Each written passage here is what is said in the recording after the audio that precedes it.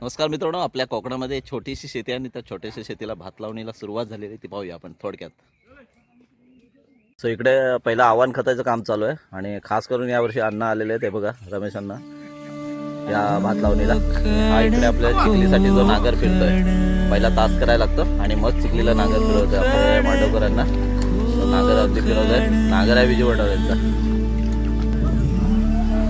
जीवा भावाची नाती कोकण